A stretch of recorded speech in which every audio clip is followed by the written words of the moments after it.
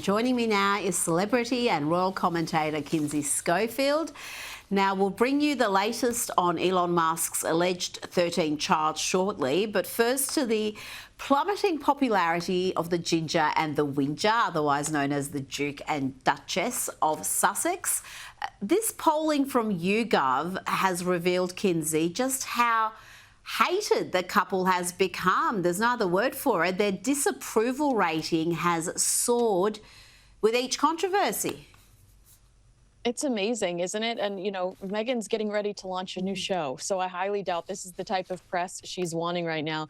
It's interesting, there is a new Page 6 article where one TV insider claims Meghan doesn't claim to be perfect. That's what the gist of the show is. She's just having fun. And I'd argue that that's completely inaccurate, Rita. I've never seen this woman take accountability for anything. That, to me, is the definition of claiming to be perfect. And that's one of the reasons why we don't like the Sussexes. They never take accountability. They're not always truthful in their accusations, and they just take themselves way too seriously. And it's always rules for thee and not for me. Let's talk about Meghan Markle's attempt at rebranding her product line. She's been hit with another setback. She won't be able to sell her clothing range under the As Ever brand because there's another company that owns those naming rights. Does she not have access to Google or the people who work for her? Surely that's the first thing you check before you decide on a name. Well, I mean, there's a quick fix. Just name it Beige As Ever, because that's all I ever see this woman wear, who went on Netflix and complained about the fact that they wouldn't allow her to wear color. And now every time I see her, she's in a beige, a nude, a white, or a black, as we look at pictures of her in beige, nude, white, and black. Hey, but I have some breaking news for you. The New York Post says that the products for As Ever will not be ready, to your point about Netflix pulling their hair out, will not be ready in time for the show's launch. It's going to take a few months for them to have those products ready to go. And I mean, the delay is so bad that they don't believe that she's going to have the products carried in the Netflix House mall promotion that you and I had discussed a few times, probably a few months ago.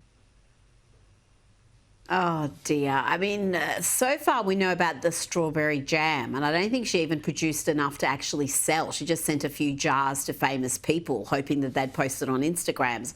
I don't know what sort of a business model that is, just sending free stuff to influencers and hope they post it, but then no one can actually buy it. Okay, now let's talk Elon Musk. He's always got business plans, but he's been tight-lipped about the conservative influencer Ashley St. Clair, who claims she's the mother of his 13th child.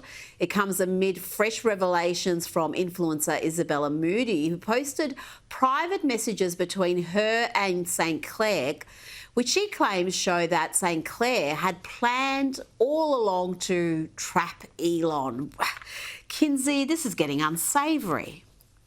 Oh my goodness! But the rocket babies. I want to have his. I want to have his rocket babies. I don't know if I've laughed so long, or so hard in quite some time. And then Elon is not issuing any official reactions, but he definitely is enjoying the pile-on, because every once in a while he'll respond, "Whoa," or "Yikes." He definitely appreciates the support he's receiving. And honestly, this does look a little bit like somebody that was out to, secure babies with Elon and got her way. And now she's not getting her way, so she's lashing out. And it doesn't reflect well on her, unfortunately. And I hope that doesn't reflect poorly on me for acknowledging that. But I don't think she looks like a winner here.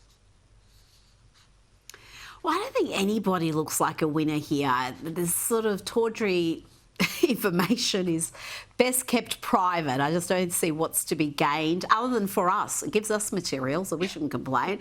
Now let's turn to Joe Rogan's recent podcast featuring Woody Harrelson. And Woody Harrelson had some interesting comments to make about RFK Jr. Bobby, I really hope he's able to do some good things, because he's certainly a man on a mission and a man who cares deeply. Yeah. And I think really heroic. Very complimentary there. He wasn't so complimentary about Dr. Anthony Fauci. AZT was very toxic, and they finally had to yank it. Yeah. And now they use different chemical cocktails. But, like, Fauci did some extraordinarily evil. Yeah, he knows what he did.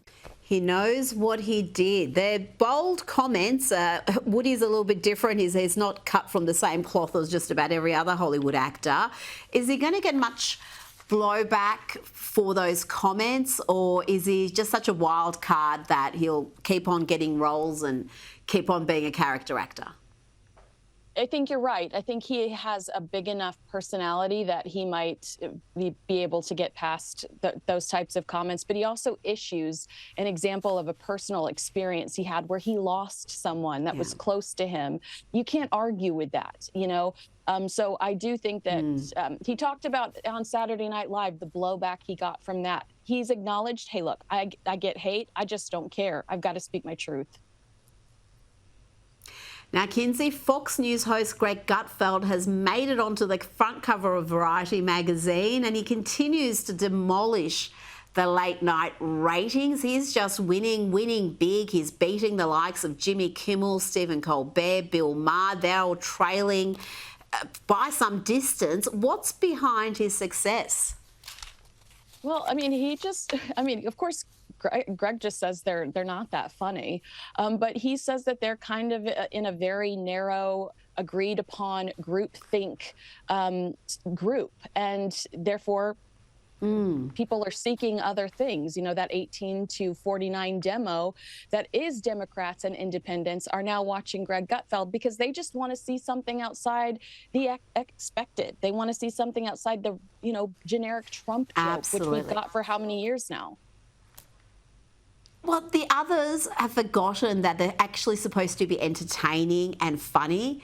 They just go there and preach. It's almost like a group therapy session about their Trump derangement syndrome, whilst Gutfeld's show is actually funny, which is, what you want at late night. Kinsey Schofield, thanks for your time.